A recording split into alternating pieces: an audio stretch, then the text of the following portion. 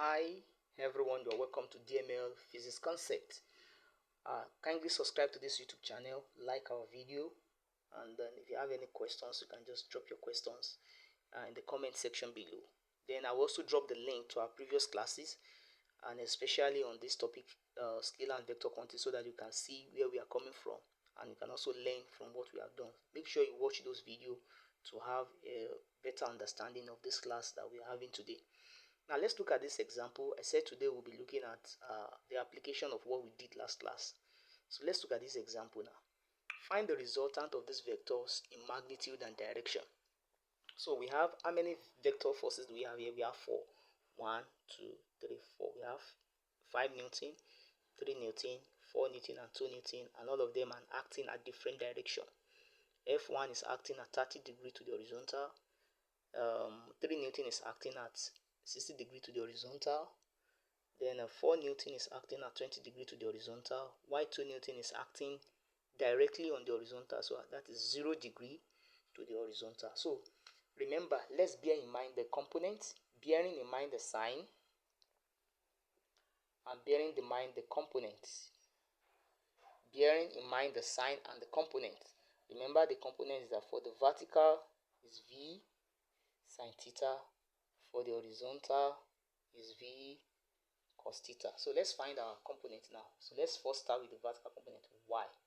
So I want to view this component in a vertical direction, that is vertically. So vertically like this, this is the center, 0. So this is the positive vertical axis, and this is the negative vertical axis. So any vector that seems to point towards the positive side, then we take it as positive. Any vector that tends to point towards the negative side, we take it as negative. So let's look at it. 5 is pointing up, so 5 is positive. 5 is positive. Let me pick it somewhere here so that you can get the concept clearly. 5 is positive. 5 Newton is positive. What other one? 3 Newton. 3 Newton is pointing downward. 3 Newton is negative. 4 Newton is also pointing downward. 4 Newton is negative.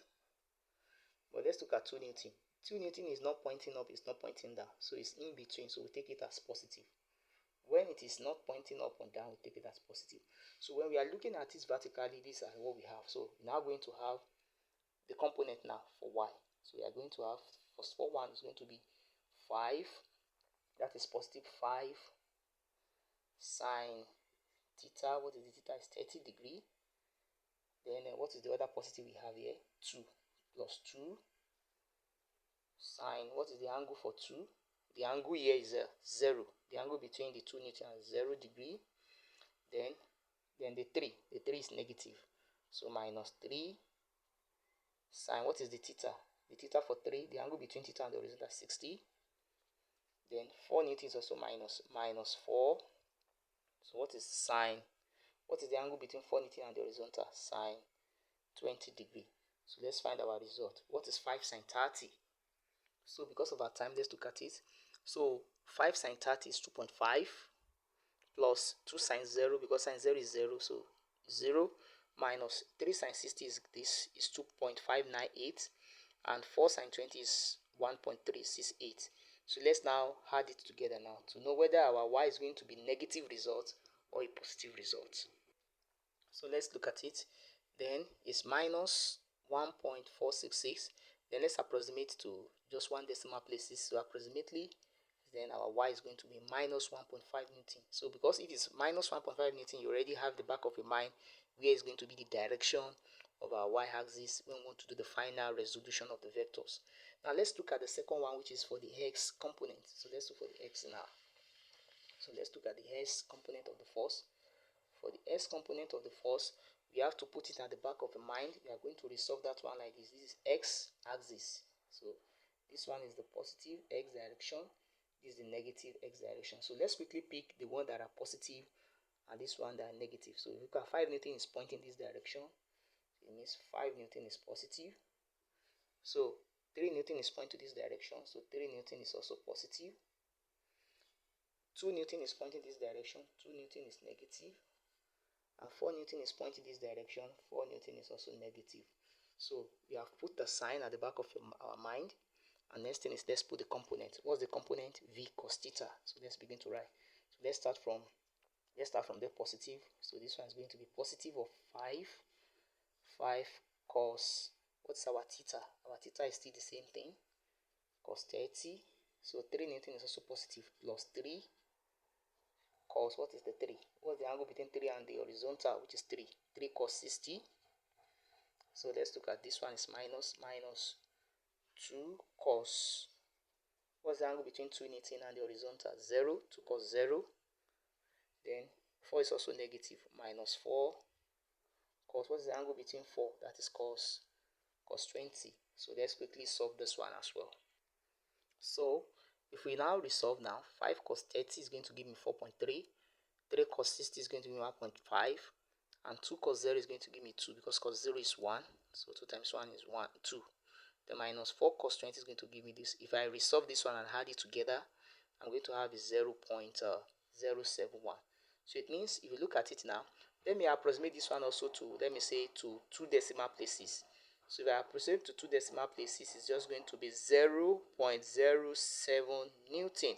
0.07 Newton to 2 decimal places is for x. So discover that y is negative, y x is positive. So let's go to this point now and continue with our resolution of vector now. So let's look at it. Let's first look at this chart. You discover that this is the positive, negative, this is negative, this is the positive x-axis, negative x-axis, positive y-axis, and positive and negative y-axis. So let's look at it. Since y is negative, so negative means the y-axis will point downward. So it's negative. So y is going to point downward. So this is the y-axis, negative, and the value is 1.5 Newton. So you don't need to put minus there again. The minus is showing the direction of that axis. So y is negative. Now what of the x? X is positive. So if we look at positive, it's like this.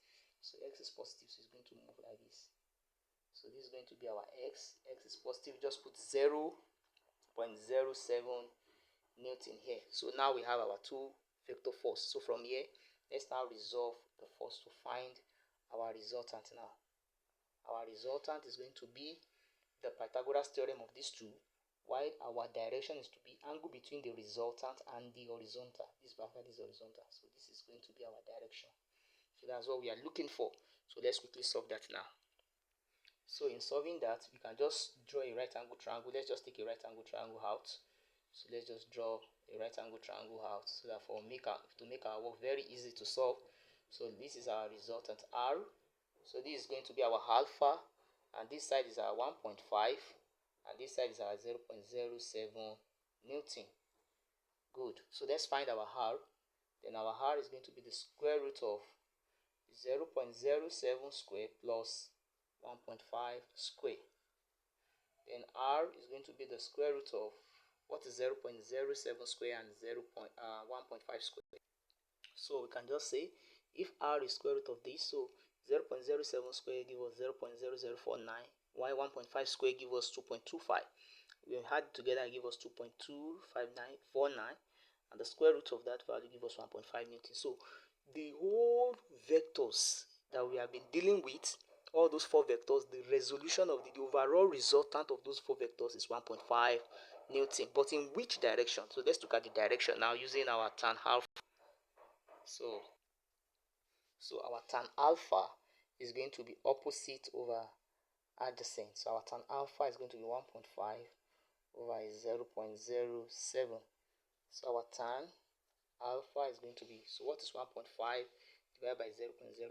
So 1.5 divided by 0.07 is going to give us 21. That is 21.4285. So let's find our alpha. Our alpha is going to be tan inverse of that 21.4285. So the tan inverse of our answer is going to give us 87. So definitely our alpha is giving us 87.3. Then we approximate to 33 degree. So our overall resultant is 1.5, and the direction is 83.33 to the horizontal. So that's going to be our direction. To the horizontal, in which horizontal direction? You look at it now, because there are many horizontal. It could be horizontal towards the northeast or northwest, southwest or southeast. So towards which direction? So if I want to look at the cardinal point, I can say using cardinal point, remember this place is our angle we are dealing with, which is 87.33. And if I want to use direction of the cardinal point, this place is the south, this place is the east. So if I want to know direction using the cardinal point, south towards the east, remember that. So I'll just say 90 minus the answer. So 90 minus 87.33. So 90 minus 87.3 is going to be 2.67. Using cardinal point, our direction is south, 2.67 degree towards the east using cardinal point.